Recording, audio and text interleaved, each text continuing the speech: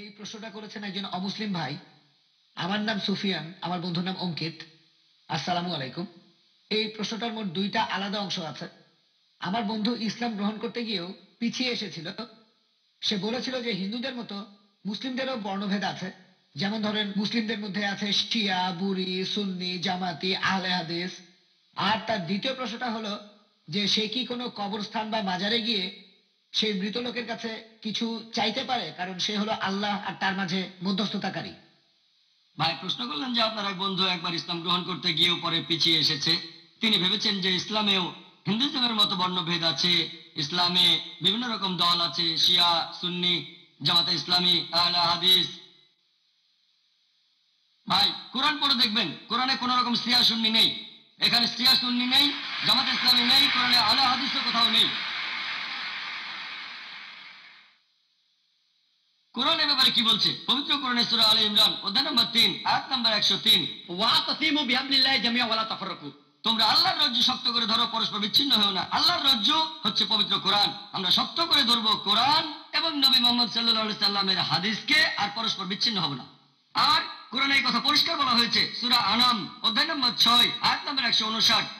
এখানে আল্লাহ তাআলা তার রাসূলকে বলেছেন যে হে নবী, যারা দিন সম্পর্কে নানা মত আর দলের সৃষ্টি করে থাকে তাদের দায়িত্ব তোমার নয়। আল্লাহ শেষ বিচারের দিনে তাদের বিষয়টা দেখবেন। তাহলে ইসলামে বিভিন্ন দল তৈরি করা এটা হারাম, এটা নিষিদ্ধ।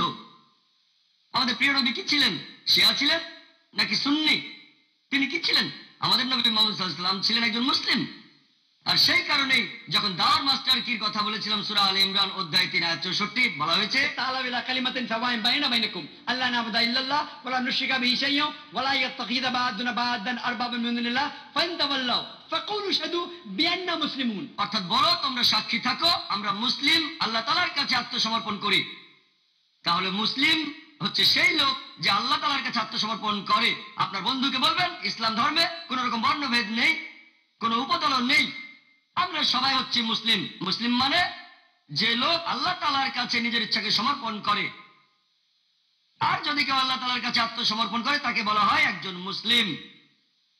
আর যদি আল্লাহর কাছে কিছু চান, আল্লাহ কোরআনে বলেছেন সূরা ফাতিহা অধ্যায় নম্বর 1 আয়াত নম্বর 5, ইয়াকা না'বুদু ওয়া ইয়াকা নাস্তাইন। আমরা শুধু তোমার ইবাদত করি, শুধু তোমার কাছে সাহায্য চাই। আল্লাহ বলেছেন সূরা গাফির অধ্যায় নম্বর 40 আয়াত নম্বর 60, তোমরা আমাকে ডাকো আমি তোমাদের ডাকে সাড়া দেব। তাহলে যদি আল্লাহর কাছে কিছু চান, সরাসরি তার কাছেই চান, এটাই সবচেয়ে ভালো আর সবচেয়ে লজিক্যাল। আশা করি উত্তরটা পেয়েছেন।